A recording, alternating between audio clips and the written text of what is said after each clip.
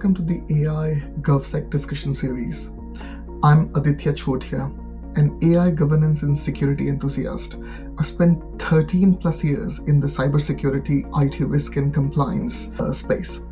This series exists because AI is moving faster than the governance frameworks meant to control it.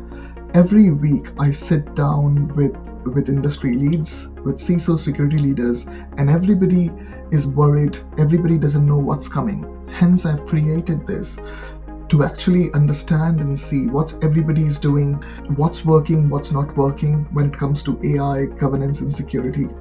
No theory, just practical conversations about how organizations are navigating the gap between AI adoption and the controls needed to manage it. Whether you are a security leader trying to get ahead of the AI risk or a practitioner building in this space, this is for you. Let's get into it. We are recording. So thank you, Steve, for joining us into the AI risk management discussion series. Do you want to talk about your experience, your role, give a quick intro to the audience? Yeah, happy to do so. I'm Steve Cobb. I am the CISO for SecurityScorecard. We are a cybersecurity vendor that really does threat intelligence, third-party risk, supply chain risk, and mitigation.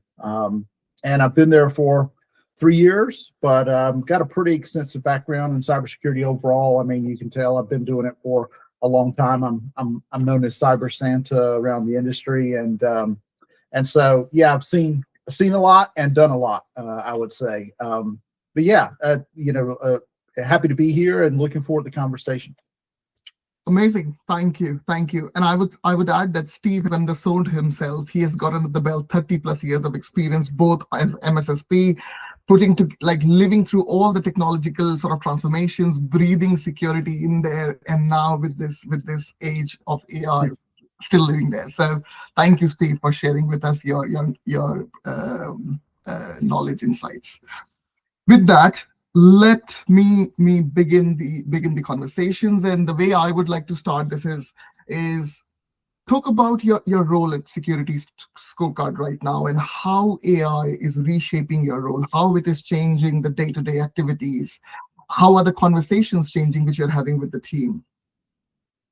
Yeah, so because we're a cybersecurity vendor and we produce our own software and our own tools, I have a unique position in how AI affects us both internally and externally, right? So we both have the aspects of how do we use AI internally from a corporate perspective so productivity can go up.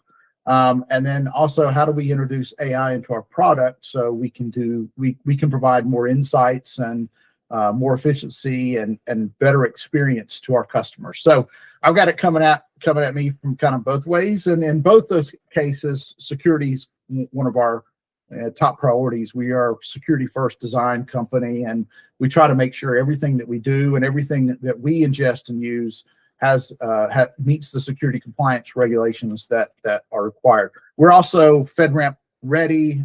We do SOC 2, so we're part of GDPR because we're an international company. So security and privacy kind of is in our blood. It's one of our core values at SecurityScorecard.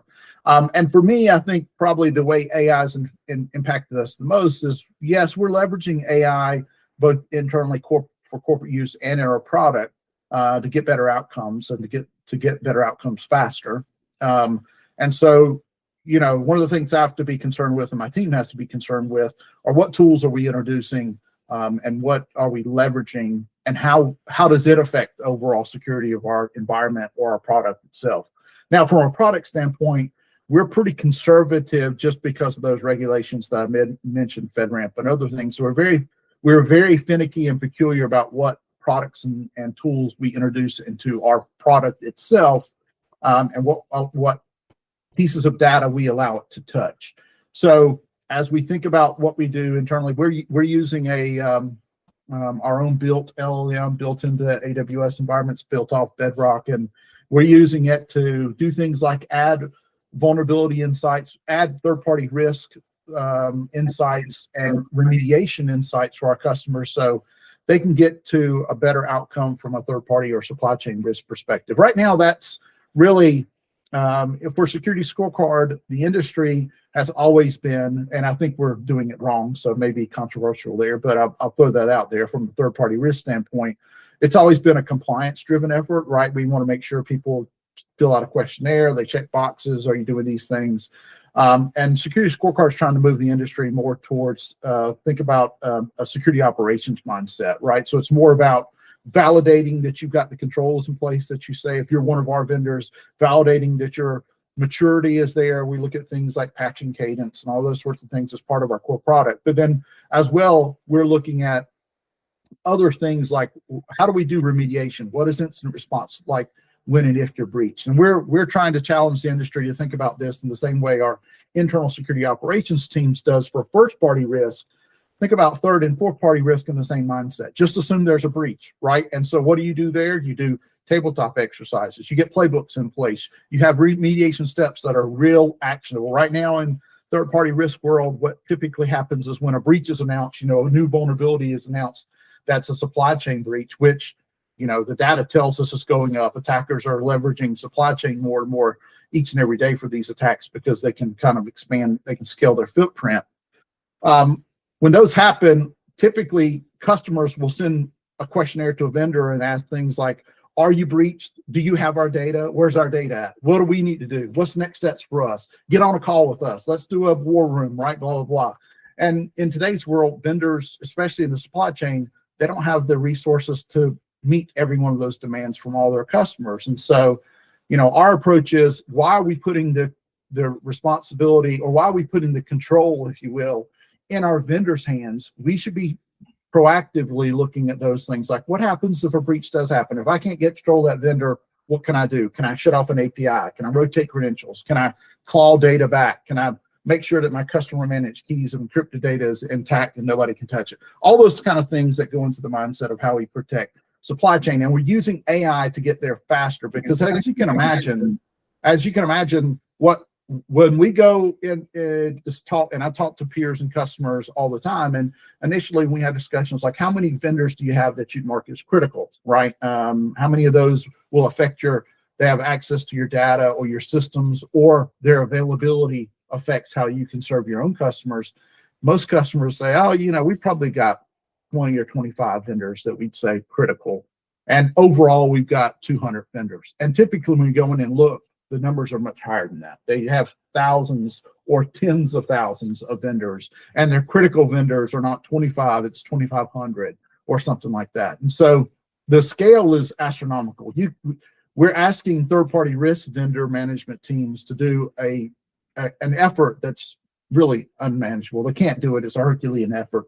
But when you add AI on top of it, where now it can go do some analytics and look at things like concentration risk, or look at things like what we call toxic combinations, meaning if vendors have these things in their environments, what we've seen historically from data science is that means they are more likely to get breached than other vendors. When you can add all that in, then essentially what third-party risk customers can get to is what we're all trying to do, which is just reduce risk, right? We're trying to reduce the risk for our organizations, do our due diligence, and make the best decisions on who we're allowing to use our data and how they're using your data. So AI really gets you there a lot quicker. And then internally in AI, I've got teams that are asking me all the time, from development teams of, hey, can we use this new tool to help us code and those sorts of things, to our legal team that wants to use AI bots to review contracts and review all this stuff that comes in. And so once again, the due diligence on those tools and vendors becomes the same effect. Now we're using our own tool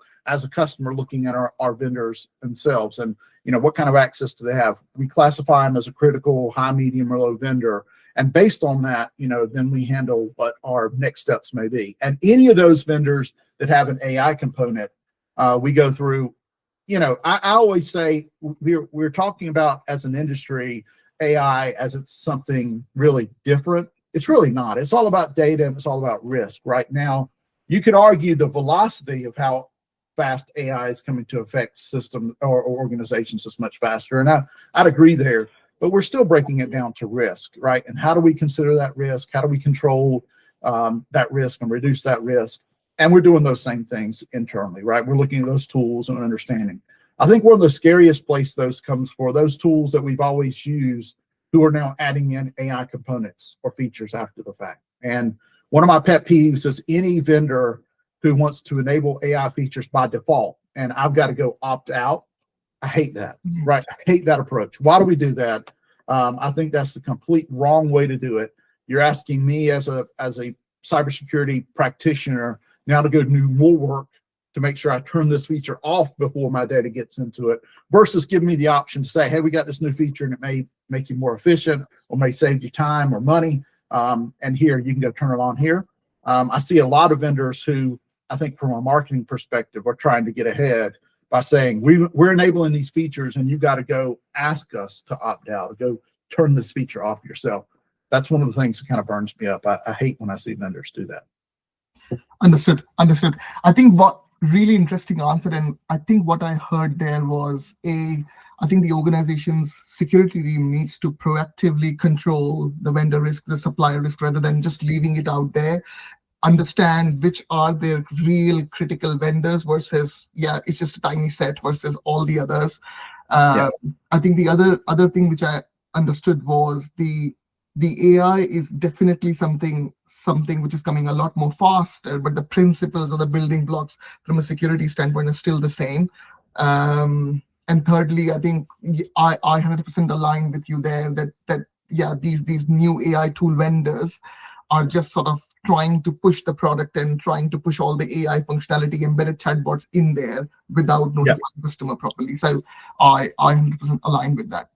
Yeah. Now, I think somewhere in there, I think you did highlight it about this, but then what does, based on, because I know you have this legacy of 30 years of experience and you have lived through all the sort of the transitions like cloud, the SaaS, even the internet era, I know for sure, right? So, yeah. Do you feel this whole AI wave and AI technology upcoming, it's a different beast altogether? How does from a CISO standpoint the mindset needs to shift for tackling this, or is it not?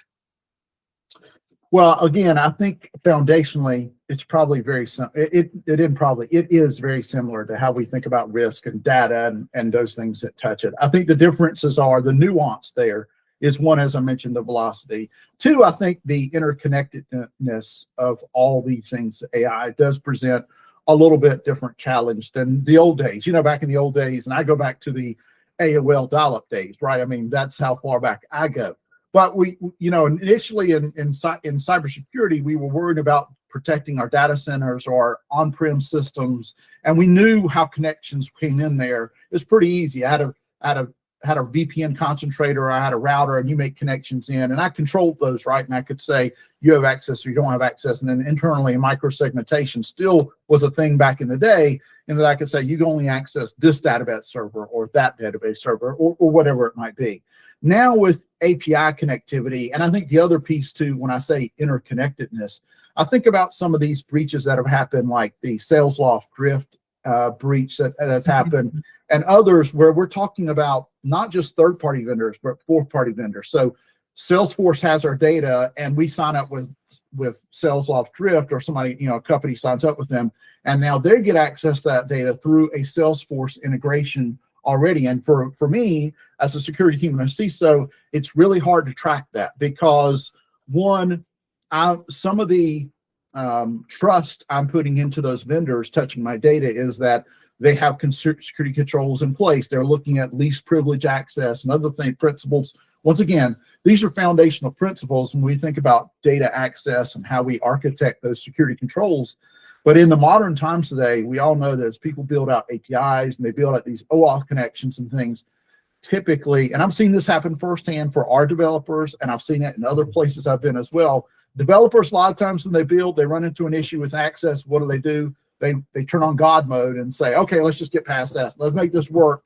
And then somewhere in the minutia, somebody doesn't go back and turn God mode off. And now these applications, these plugins, these interconnected systems now have a lot higher privileged access across those systems. And so I think those are the two places I would call out in the AI, this AI revolution is, one, the speed of how the velocity at which the change is coming.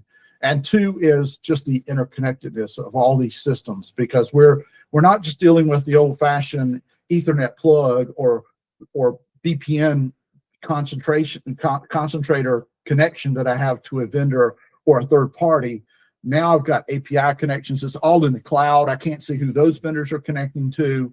We've got the kind of explosion of DPAs and how those sub-processor agreements work, and how my vendors now, as I mentioned before, I've got a vendor who I've had for 10 years, and all of a sudden they turn on an AI feature, and the AI feature is them farming my data out to some other company as a sub-processor.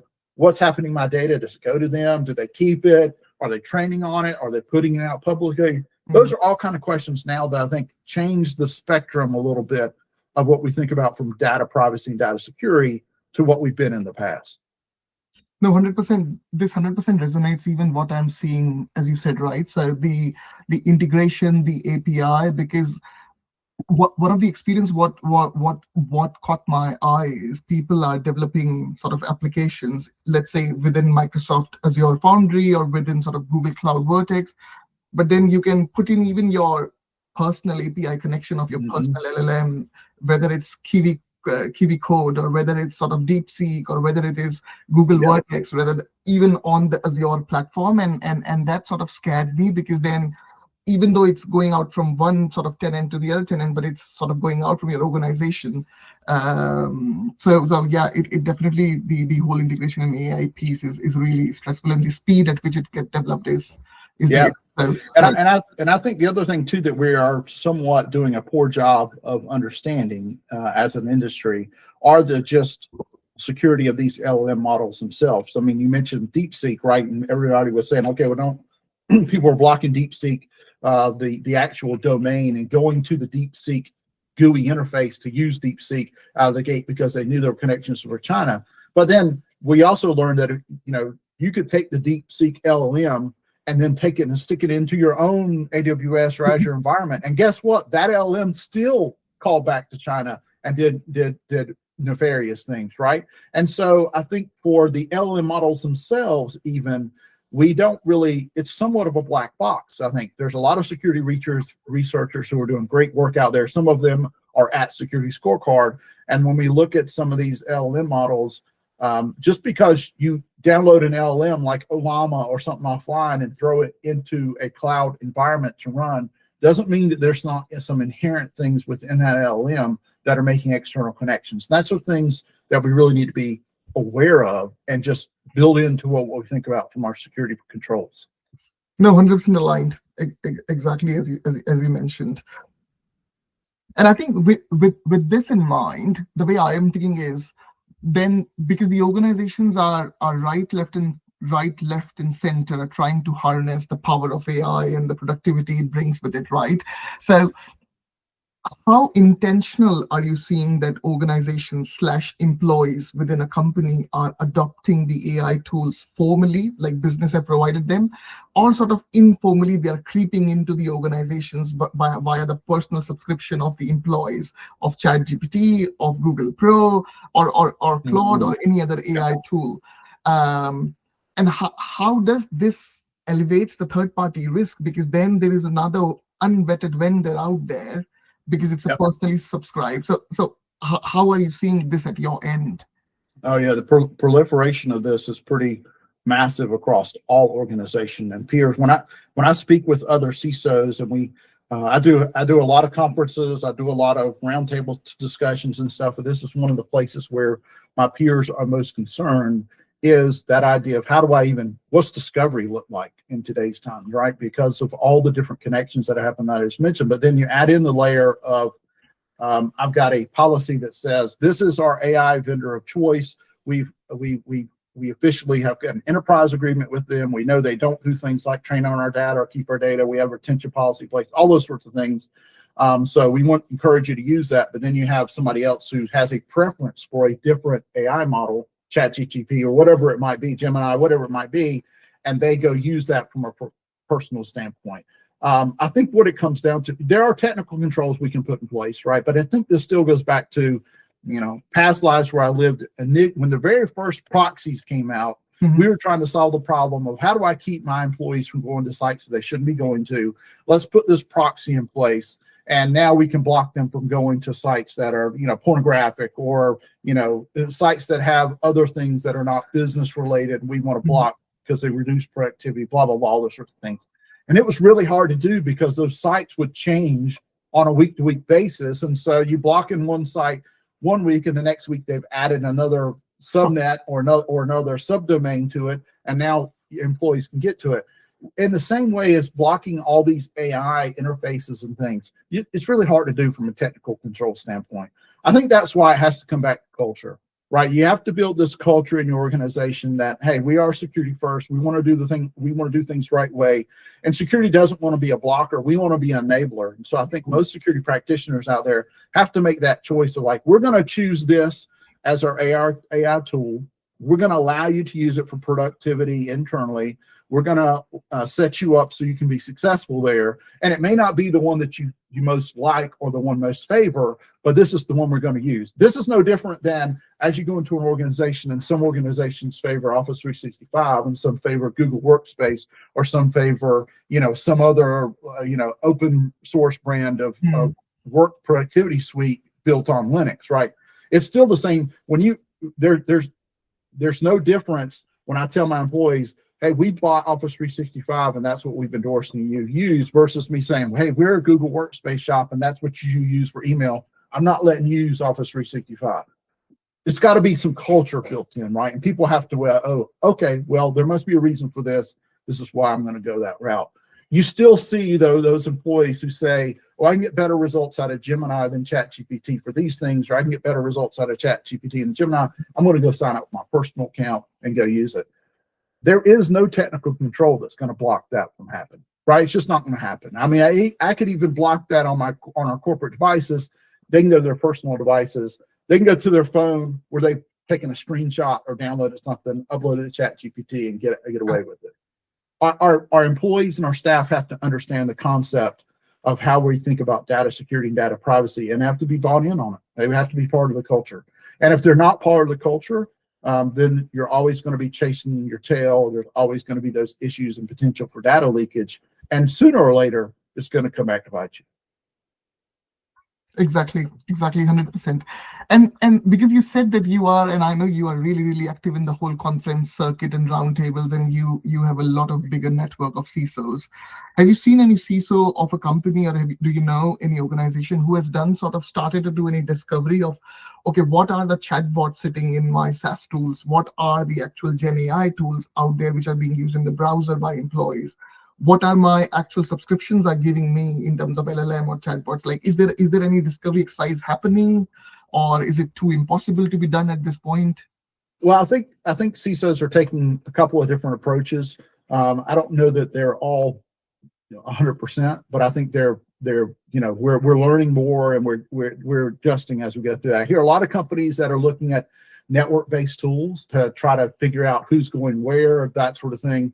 Once again, I think that's great, but it still leaves a gap. It leaves a gap, especially in some of those interconnected systems that I mentioned to you, where you've got this one vendor that you see traffic going to, but on the back end, that vendor is using your data as a separate feature AI to somewhere else. And so from a network traffic standpoint, you'll never see that, right? So there's discovery issues there. CISOs are taking, an organization's taking the approach of, okay, let's go to procurement, right? If somebody wants to use a tool and they pay for it, even personally, they're going to submit something for reimbursement. And I think that's a great approach, but it's part of the puzzle, just like the network piece is.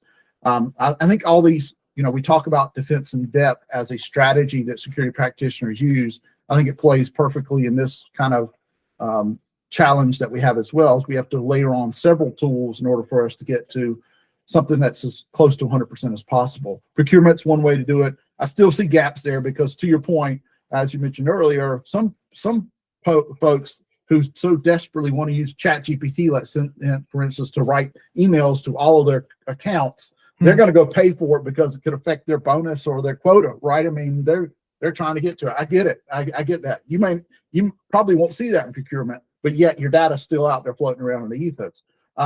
And the network tools, as I said, there's easy ways to get around that. I think the other place you could add on are some of the tools that do are kind of SaaS, SSPM type tools that look at SaaS posture management. SaaS kind of connectivity that go and monitor things like OAuth and API connections. They also monitor things like email systems because if you sign up for some new tool, typically the way you validate that is through an email conversation, and they can look through email systems to say, oh, this employee's gotten this welcome email from this company, probably should go check on that and see where that's at. So I think it's a combination of all those efforts to get to as close to 100% as possible. And I still think there's places that there's potential for gaps, but I think that's where the culture overlay comes in as well. You do your best to, from a due diligence and technical control standpoint, but put those checks in place, the monitoring in place, but then you also have to reinforce that with people to say, hey, you know, this is what our policy is. This is what we encourage you to use. And if you can make a business case that this tool really, you know, excels the business that much, then let's have the discussion, and maybe the business buys that just for that use case. But it can't be kind of wild, wild west from that standpoint. No, 100% agreed. And this reminded me of the era when the USB came in suddenly, and the USB ports, like pen drives, came in, and people can attach a pen drive to a laptop or a computer and take the data out. And then the DLP tools flushed in. All of the big companies were made on the back of the DLP tools because they could monitor that. And I now see a lot of these prompt monitoring companies where they could sort of become a CCTV of your employee's browser and see what the prompts they're writing. So interesting times. Yeah, for sure. I think the browser plugins is also that space, which has been browser plugins has been a potential threat vector for forever. I think you're seeing a little bit of momentum towards the enterprise secure browser, whether that's Google Chrome or some other tool like Island or Palo Alto's Prisma browser. There's several different kinds or options out there that CISOs can at least control, and they can monitor for what plugins are going in place and what potentially bad could be happening. That's another, I think, part of that defense in depth step that I see security practitioners looking at now, more so than maybe in the past. Exactly. Right. So I think we have talked a lot about on the supply chain, vendor management, third-party risk management, end-party risk management side, the detection and the response, right? Now, when the organizations are assessing the AI risk specifically, and all the things we've talked about, AI in SaaS tool versus Gen AI or things local LLM like that. How do you see organizations' third-party risk management as a process needs to be evolved or getting evolved at the moment, and how it is right now on the paper versus what is actually happening in terms of live organizations? How are they sort of changing the vendor gap assessment? Would be helpful to get your view on this. Yeah, again, I think as I mentioned before, I think in the past the industry's taken this kind of compliance-based approach that we can administratively manage what our vendors are doing, our third and fourth party vendors. And while that's always going to be a necessity, right? I'm not saying that compliance does not have a place. It'll always be there. Regulators look for that, and it's a sign of maturity, I think, for an organization when there is a maturity curve for third-party risk management systems, and this is part of that curve that I see as people go up maturity. I think for those organizations that are more forward-thinking and they're thinking really about reducing risk, what becomes evident to them pretty quickly is this is a point-in-time assessment or security questionnaire or whatever it might be that really is a good starting point, and maybe it checks the compliance checkbox for an annual or quarterly assessment like that. But we really need to move to something that's more continuous, right? It's validating the controls, as I mentioned. It's verifying that what people say in a questionnaire is really what is happening in their environment. I think it's the next step or evolution of how do we even go further to let our customer see as a vendor what we're doing internally from a security perspective. Now, that's a tricky, slippery slope, and I'm not sure what that looks like completely in some organizations, because I'm not absolutely just going to open the kimono and let everybody see what we do internally for SecurityScorecard. But I do think there's a place where we can establish trust, and in the right metrics, the right dashboard, the right reporting, we can let our customers see a little bit more about what we do from a security posture standpoint that even more gives us credibility and increases the trust between ourselves and customers. But I do think that I mentioned there before, it's those more kind of forward-minded, mature organizations that think about this, like, with all the breaches and vulnerabilities that we see come out, our checkboxes and our once-a-year assessments and compliance exercises with vendors just doesn't get us anywhere.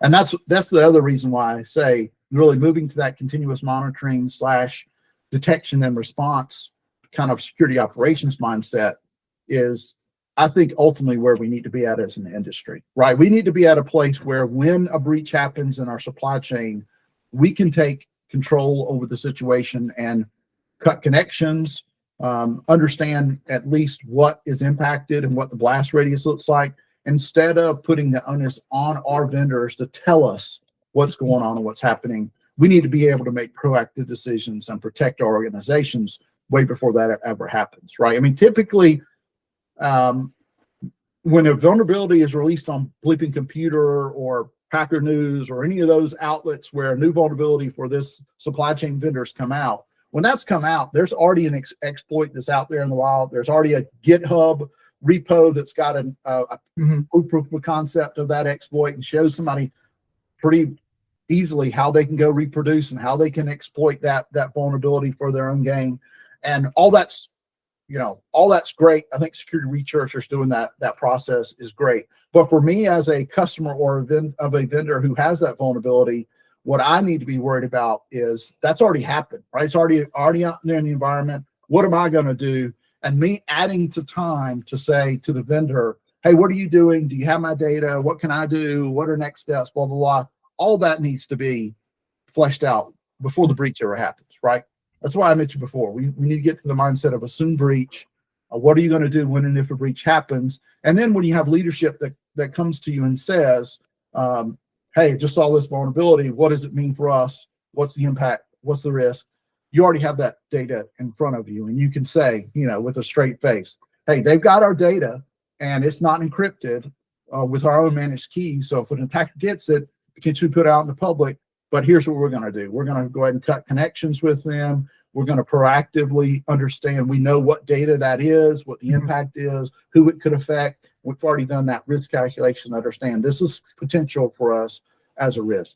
I think that's a place where we have to get to in the third-party risk management arena instead of where we've traditionally been. And we've always done it this way. I've been in third-party risk for all those 30-plus years. Third-party risk has been part of it.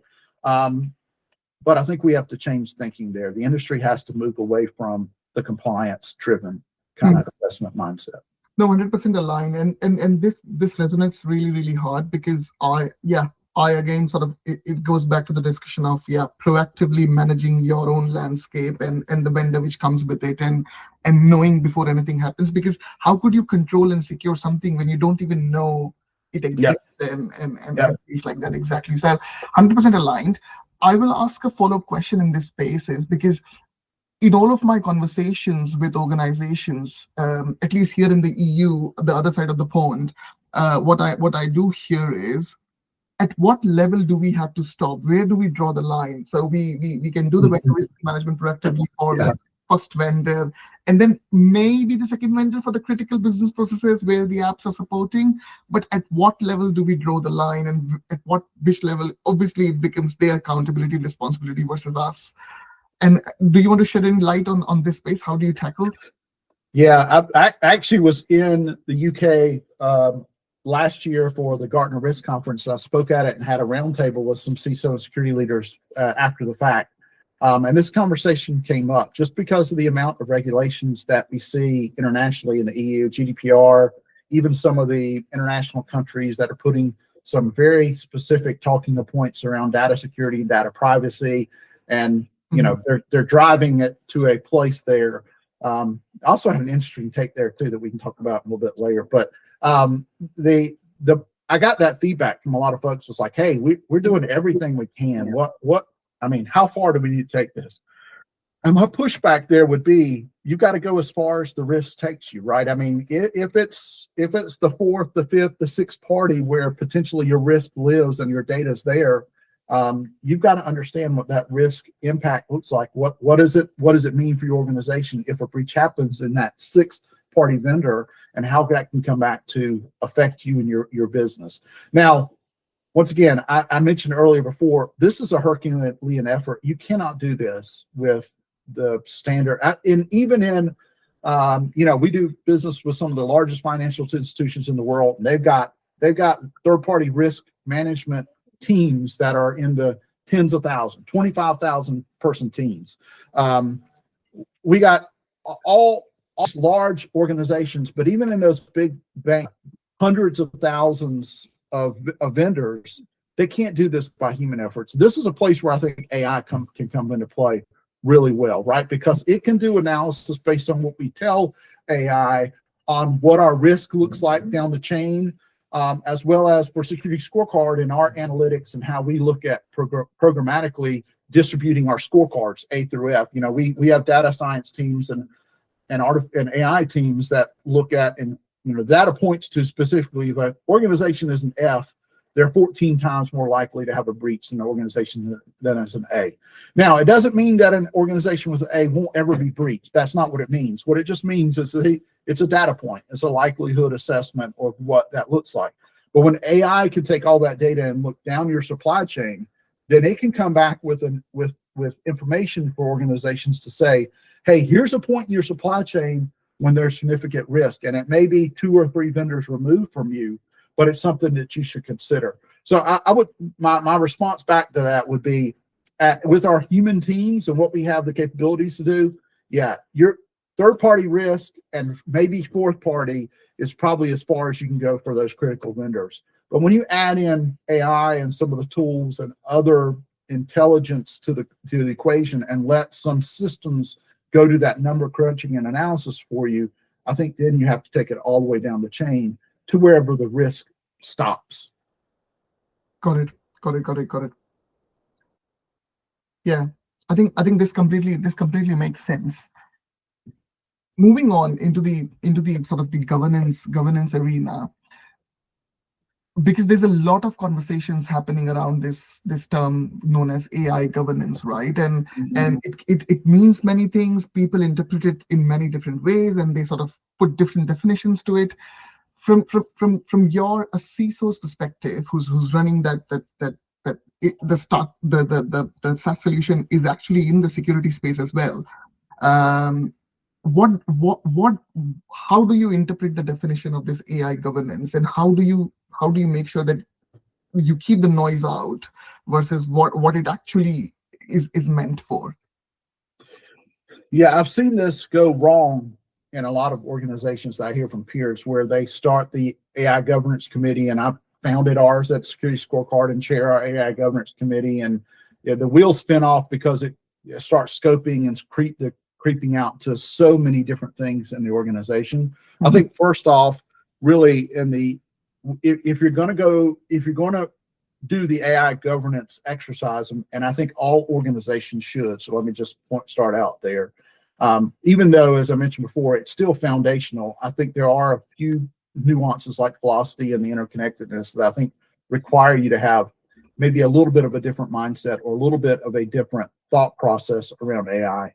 If you're going to go down that AI governance committee pathway, then I think you have to do things like set out basically what's the mission of your committee, or what's the mission of AI governance in your organization. You need to be very specific to that. And I'm not saying that it can't change or evolve over the life of that committee or that governance process. What I am saying, though, is you need to start out with what is it that you're trying to solve and what is it you're trying to address, and then stick very closely to that mission and the purpose of that exercise. Because quickly I've seen that translate into AI training exercises, AI assessments of large language models, and it becomes a place where you can get out over your skis pretty quickly, and now you're adding more and more fuel to the fire, if you will, of what you're doing AI in an organization. So I think, like anything else, you have to be intentional. You have to come out with a plan, focus on what your purpose and your mission is, and then stick to that. I think if you do that, it can be a real benefit for organizations, because you now can produce artifacts and documentation that you can share with your employees to help reinforce that culture I mentioned about, and say, hey, this is what we see happening. Here's where we think about innovation and creativity and areas that you really should investigate. And here's areas where we're going to slap your hand a little bit and say, no, you can't go do this because we already have other features or things in place. And I think that's the other key too, that a lot of people kind of miss out on for this AI revolution is, for me as a security practitioner, what it's allowed me to do is have better conversations with my leadership around business outcomes. It's introduced business stakeholder discussions that in the past I really didn't have access to, or maybe they weren't top of mind for executive leadership. Right now we're having discussions with my CTO, my CEO around, hey, is this good? Should we be doing this? What does this look like? Where can we enable our team to go get better, both in our product and our internal corporate productivity? And where should we draw the lines from a security and privacy standpoint of what happens? If you use AI governance in that standpoint, I think it can be a really, really good outcome for organizations and not become a hindrance or a distraction for everything else that's going on in the business. No, 100% aligned with that. And because I've spoken with a few sort of compliance officers and the data protection officers here in the EU, I think when I asked them from an AI governance and AI risk perspective, the answer they had is, yes, we had the committee, we went in, we said block all of the AI Gen AI tools on the browser, and that's AI governance done right. And yeah. I was like, there might be a few more considerations you might need to make there. So, and I see from my experience as I chat with a lot of sort of leadership and compliance, security, data protection, and I do see there are a lot of blind spots they have in terms of the AI risk when they are doing the AI GRC management. In your experience, what do you see the typical, let's say, the top 1 or 2 blind spot in the AI risk where people like, yeah, that's completely missed? Yeah, I think one is that area I mentioned before, where you've got interconnectivity between devices that you can't see in your typical network stack in normal application discovery. And you've got vendors, maybe established vendors who you've already done your vetting on, who now have turned on AI features, and you don't vet those, right? They just tell you, hey, great, we got a new chat bot, go use it, it'll help you out a lot. What they don't really think about is, okay, what data is going into that chat bot, and where's that data going, and how is it being governed by the vendor itself? I think that's a huge blind spot that when we call out, and you're going to see attackers leverage that more and more, without a doubt. You're going to see attackers look for those fourth-party connections that still have access to the same data that the third party does, but they have less security controls and they're less mature. I mean, think about it today. There's AI startups that are happening every day. I mean, I joke when I do these conversations with people, since we've started this podcast, there's probably been 10 AI startups that have happened while we've been on this podcast, right? They're coming up every single day. Their goal is to try, I think they've got a real goal to try to help organizations with productivity using AI, but they're most of the time not completely security focused. And ultimately, they're trying to get bought, or they're trying to get acquired, or they're trying to sell or raise VC capital, wherever it might be, whatever their motivations are and their intentions are. What it leaves us, though, is as security practitioners, are places where insecure practices are introduced, and we may not see those right out of the gate. And so I think the other blind spot is all these new tools that are coming at people, and the velocity are vetting those tools. I mean, I had a CISO asked me in one of my roundtables, like, hey, I've got a developer team that wants to use this new tool. And when I went and looked at the tool, they've got 3 people. This is how big the company is. It's a total of 3 people. They don't have a SOC 2. They don't have anything, but my developer yells at me that this is a tool we've got to have, and it's going to accelerate our development, and we're going to have better quality code and, you know, even better security of code because we're using this AI tool. My pushback there was just like it has been to when that has come up in my organization security scorecard is, let's make a business case. And if you make the business case that, yes, this is something we have to have, then I'm going to tell you there's risk involved because this is a 3-person shop. And I don't know what all security controls they do. I can give a good assessment using like our tools, the security scorecard tool, and we can do a questionnaire and we can ask some questions, but I don't feel great about it and there's risk here. And so I'm going to tell you as a risk professional, as a security practitioner, this is probably not someone we want to do business with. But if your business use case overwrites me, then that's fine. I'm going to add this to our risk register. We're going to document it. And I'm going to say, here are the risks. The data is going somewhere. We don't know where. And we don't know what data potentially we're getting access to. Now you accept the risk. And I think that's a piece too, where for us as security practitioners, we've come to this place in history where we're at a spot where we say yes or no, it's black and white. It doesn't always have to be yes or no, black and white, right? It can be no, but, and it can be yes and, right? It can be those kind of outcomes that we say, we want to empower the business and the business needs this to grow. Great, let's do it. But there's risk and you're going to accept the risk, right? As the security team has done their best to try to mitigate and reduce risk, but there's still risk there and you've got to accept it. And as long as you can get on those conversations with folks and they understand, they really do understand the risks that they're accepting, then a lot of times what you'll see people will say, well, maybe there's another tool we can look at, or maybe this isn't as important as what we thought it was.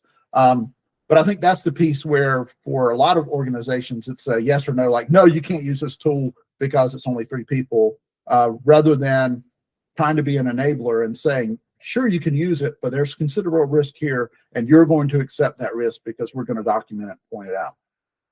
Understand, and I think I again sort of agree, because it's more business case driven and your risk analysis and risk assessment driven.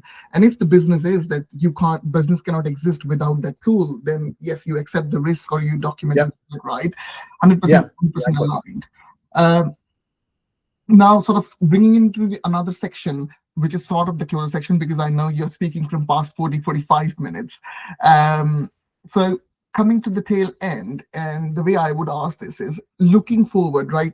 I think 2025 has a lot of development around the agentic AIs and LLM AIs, and now 2026.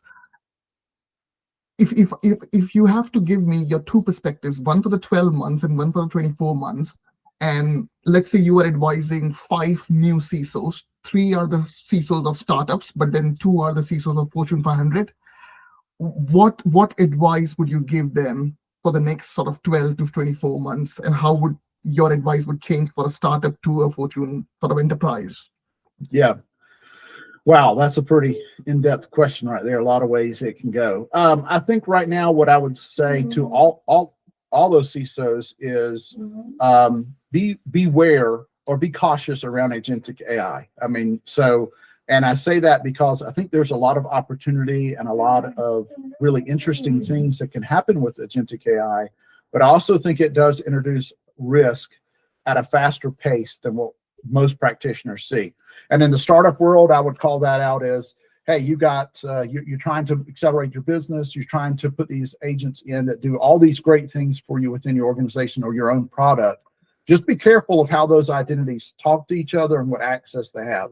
It really is, once again, foundationally, it goes back to the idea of privileged access management, who can access what and how they access it. But how are you going to do that for that agent, right? And I would say I've seen a lot of tools that are introducing agentic AI, and those tools or those vendors own that outcome, or they own that process of what privilege those agents have, how they get that privilege, what it looks like. Like, for instance, I've had some vendors that I've kind of advised on or consulted on for them, and they said, okay, yeah, we build these agents that really do these cool things.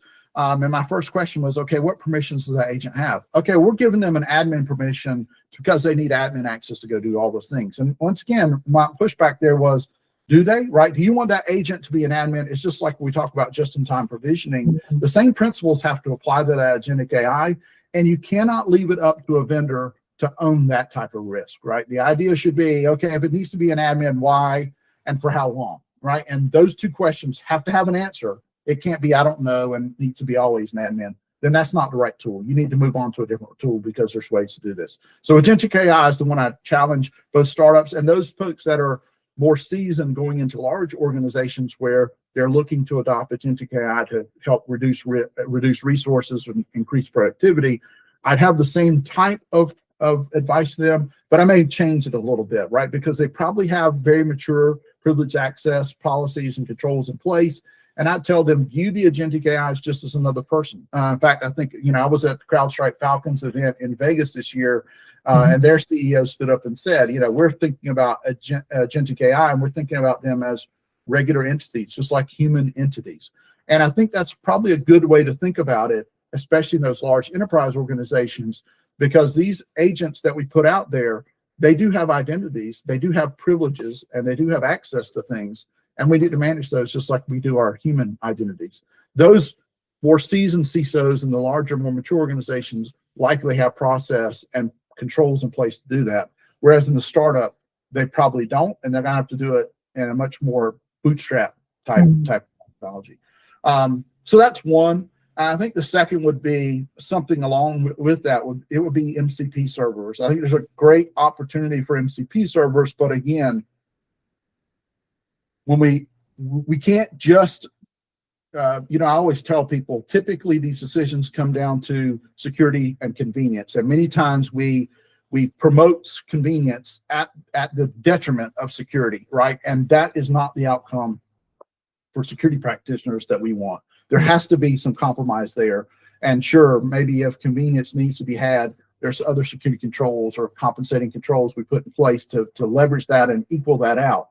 Many times, though, especially, and I've seen it a lot in the MCP discussions where I see people talking about the convenience of an MCP server and all the benefits of it, which is great, but we cannot forego the security implications that come there. And as the MCP servers kind of coordinate all these agentic AIs and become what I think you would the way I consider it is kind of the pathway, the highway, the information highway for all these agents to talk through is going to go through this MCP server. That's a lot of power and responsibility that specific application has, and we need to treat it as such, right? I mean, even if it means that there's some segmentation we put in place around these functioning principles of ours that don't get to touch the rest of our production environment, we need to consider those things. And so those are two I would call out that I see on the horizon. They're still fairly early, but I see people jumping on them from the convenience standpoint and what maybe just the kind of shiny new thing factor versus what the implications may be to their security practices. So I think these are really, really good risks, and I think we could make an episode 2 just on the MCP server security and governance, right? Right, without a doubt. So much going on there. Exactly. And as people race to try to adopt it, that's where I would just say you need to use your due diligence, put on your security practitioner thinking hat, and make sure that you're vetting all that activity and all the access that those things have, and weigh those against what the benefits that you get out of it. Super, amazing, really, really insightful. I think one last thing I would say is, generally, I think we have a tendency of the guest leaves a question for the next guest. And I think because we have started this, like you are the first guest for our AI security and governance, this discussion series. So there's no question for you, but I would give you the opportunity to leave a question for the next guest. And I'm going to ask the question without disclosing your name, just out there open to get their input. So what question you would like to leave? Specifically around AI and AI governance? Is that what we're thinking? AI security and governance specifically. Yeah. So I would ask that question that I just posed about how does your next guest, whoever that may be, how do they think about agentic AI from a security perspective of securing that persona, right? Do they consider it a human identity? They consider a non-human identity? They consider an interactive login? How do they consider it? And what principles do they think about in securing agentic AI? Okay, perfect, super. Thank you, Steve, for your time and really, really helpful. Yeah, great. Pleasure to be here and good luck. And let me know if I can help with anything else. Thank you.